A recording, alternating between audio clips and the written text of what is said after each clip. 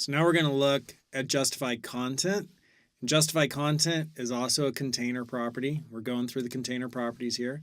And here are the properties for a flex container: display, flex direction, flex wrap, flex flow, justify content. So when we have flex direction set to row, our primary axis is row, then this is what we could do with justify content, because justify content defines the alignment along the main or the primary axes, whichever word you want to use, right? So when flex direction is row, we could set the property justify content to the value of flex start, and it'll take our flex items and put them to the start. Or it'll take our flex items, if we set justify content property to the value of flex in, it'll put them to the end or in the center. Or space between, which means one's against one wall, one's against the other wall, and then space between. Or space around, which means they aren't against the walls on the edges, but we put the space around. So I have examples here where it's on the left, so that would be justify content flex start. Here's flex end, here's center, and here's space between, and then here is space around. And you can find all those examples right here in our code. 031 flexbox, 01 container, and then this is justify content 05, flex start, flex end, center, space between, space around. And all of those files use the same HTML file. So that's what the HTML file looks like. I'll just bring that over here.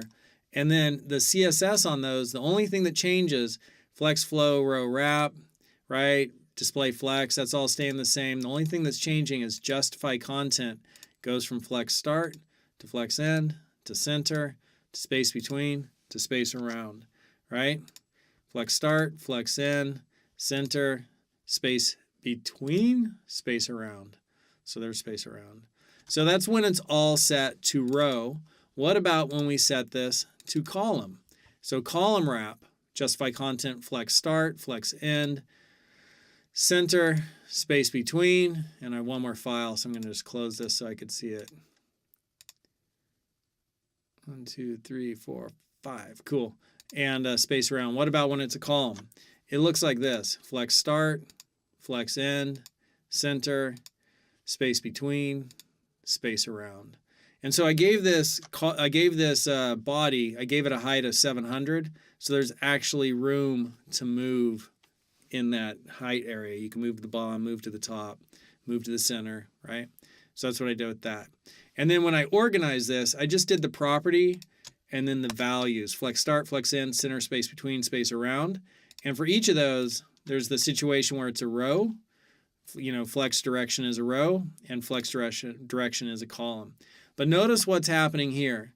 When this is a column, our primary axis, our main axis, is vertical. So justify content is now operating on the vertical. So if we say flex start goes to the start of the vertical, flex end goes to the end of the vertical, center goes to the center of the vertical, right? And then again, space between and space around, they're operating on the main axis, which is the vertical. And that's the main axis, the primary axis, because flex direction is set to column. Flex direction is column, main axis is column. Justify content works on the main axis: flex start, flex end, flex center, space between, space around, right? If we have flex direction set to row, then row is the primary axis or the main axis. Flex direction works, justify content works on the primary axis, the main axis. So flex start, flex end, right? All that's now operating. Justify content is now operating along the primary axis, which is a row. So in this example here, this is only showing you one of the situations where your flex direction is set to row. So your primary main axis is a row. And so justify content is operating along the horizontal, along the row. This does not show the image of if you took that entire page and turned it vertical, then you would see, okay, that's how it happens when it's vertical. Anyhow, that's justify content.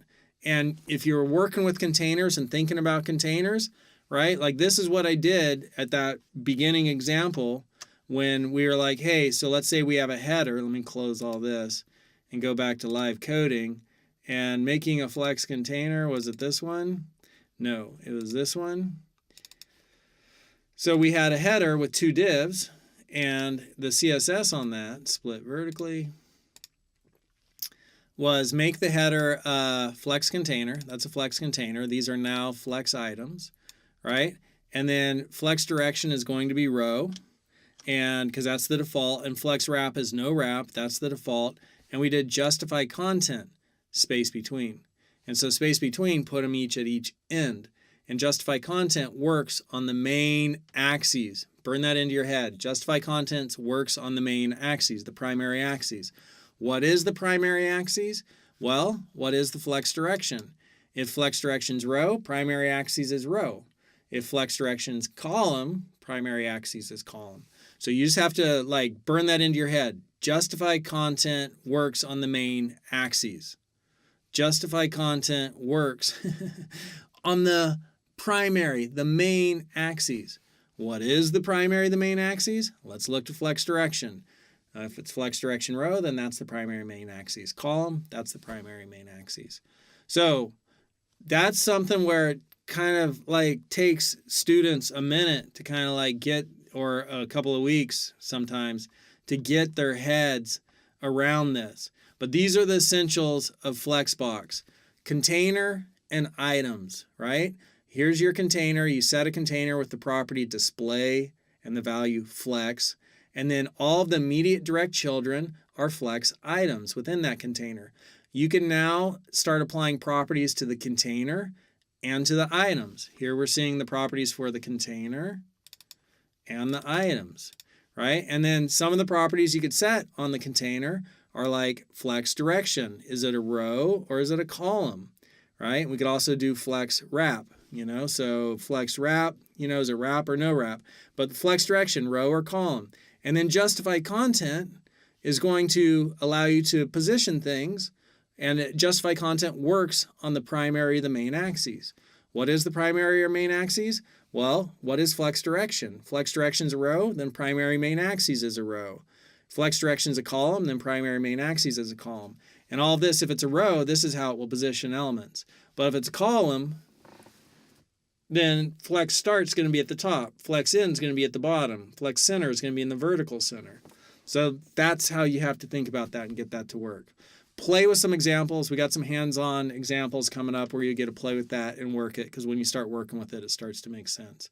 Seemed like there's one more thing I wanted to say to you. Well, I can't think what it was. All right, well, if it comes back to me, I'll tell you in the next video.